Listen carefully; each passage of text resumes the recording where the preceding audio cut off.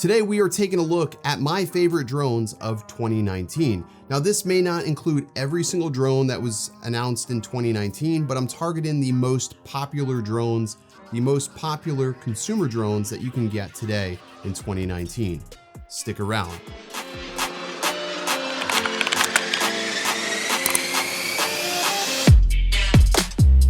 What's good? Welcome back everybody, Original Dobo. And today we're taking a look at my top 5 drones. I know it looks like a 10, but it's really 5 drones of 2019. We're also testing out my new overhead rig. Shout out to Kaiser Reveals for this awesome idea, because I've been wanting to do more content with overhead top-down shots, and I just couldn't figure out how, and this thing totally fits the bill.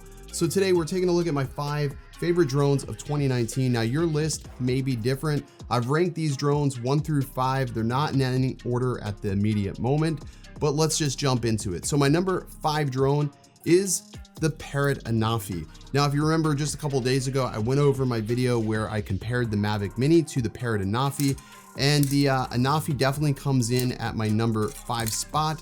I have some reasons as to why this drone is the number 5 choice. And first off, it's really small, it's super light, it packs an incredible camera that has the ability to face upwards, which no other camera in its class can do this without getting, the props in their shot at this price point. The Inspire can reach upwards like so, but you can't do that on a sub $1,000 camera. And the Parrot Anafi can definitely do that. It has 21 megapixels, 4K up to 30 frames per second. It has class-leading tracking software. Parrot's software is second to none when it comes to the follow me modes. This thing does an incredible job. Now, some people were upset when I said that this thing only got 17 minutes of flight time in my previous video, and that's what I've been getting, and that's real time. I'm not talking about what it's rated for. Of course, it's rated for like 25 minutes of flight, but in my testing, I've only been able to get 17, 18 minutes, but I also fly balls to the wall. Your mileage may vary, and that goes for any of these drones. When we talk about flight time, I talk about what I get out of it in my test. And again, I fly differently than somebody else. So Parrot Anafi is coming in at number 5. This thing is priced out at $599.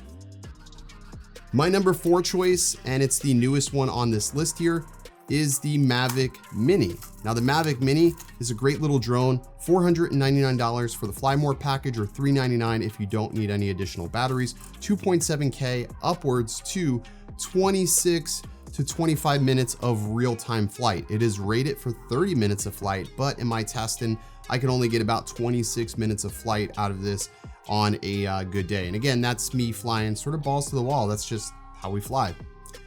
But I really do like this drone. Like I said, and other reviewers have touted how small it is, how light it is, how compact it is. That is a standout feature. And then obviously the price, it's really hard to argue this, especially if you're looking at this for, let's say, a Christmas present for somebody. It's the perfect little stocking stuffer. Okay, so let's get into the shakeups. Last year I did a video where I had the Mavic 2 Zoom at the number 1 slot.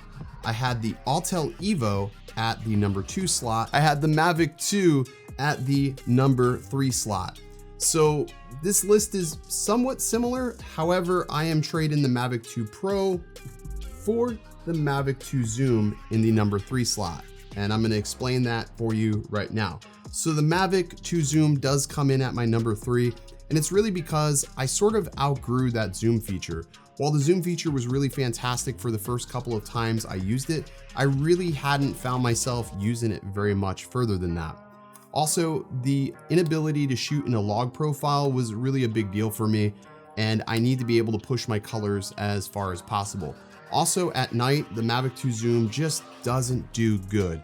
Even when you get into those lower light hours, the footage can fall apart, and I always found myself having to use some sort of cleaning software to fix and correct that footage. Now, while that may not be a big issue for many, for anybody who is looking to do any sort of low light footage, the Zoom is sort of a downfall in that, but it is a great drone, and there's a lot to really love about it. And the Mavic 2 lineup, the OcuSync is just fantastic across the board, whether it's the Pro 2 or the Mavic 2 Zoom. You just can't find a better drone than that. So that's why this is coming in at the number 3 slot. Now last year it was basically a toss up between the 2 and the Evo. or I should say the Zoom and the Evo. But this year the Evo still holds at my number 2 slot. And the reason being, it's got the same great features, 4K 60, you name it, almost 30 minutes of battery life. It's coming in at about the 25-minute mark, real-time flight. But Autel has put out some great software updates for this drone that allow you now to hand launch it, which is something I've wanted for an incredible long time, ever since this thing came out. Also, they fixed the horizon tilt permanently, which it works better. They've also added some new software features that enhance the experience of this. And plus, this also allows me to shoot and log footage, so it comes in at my number 2 spot. The reason why it is not number 1, and the only real knock on it, is the pixels, the megapixels on the camera aren't enough really for me, for my liking, but it does do a great job for many. But again, for me personally, I wanted to see a little bit more megapixels and a 1-inch sensor, and that is the only reason why this is coming in at the number 2 spot. And then my third and number 1 pick, or my last pick I should say, is the Mavic 2 Pro. And the reason why this is coming in at number 1 is I've had a full year to work with this drone, and since I've been working professionally using this for money, it's been really good, and it's spoiled me so much because it is so fast to get up in the air. The photos look incredible. You all have seen the photos that I've taken with this, and they look amazing. I don't even use a camera on houses anymore on the exterior. I just fire up the Mavic 2 Pro, zip around the house, and I'm done. I don't even set a tripod on the ground anymore. That's how good these photos are. In video, this thing's no slouch either.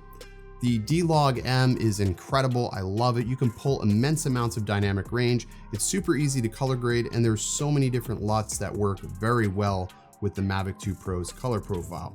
The battery life has been, pretty good. I'm getting about, again, 26 minutes of full flight. Only downfall I would say, in a year's time, I've had to replace 4 batteries, and that's either for the Mavic 2 Zoom or the Mavic 2 Pro. 4 batteries have gone bad. That's the only downfall of the DJI branded batteries, is that they don't last very long, and support had to go ahead and warranty those out. I've also wrecked this drone, and it's withstood, and it's still here. The only thing I did was I put some red props on here, so the next time I'm flying with a group of people, I know which drone's mine and I'm not flying the wrong one.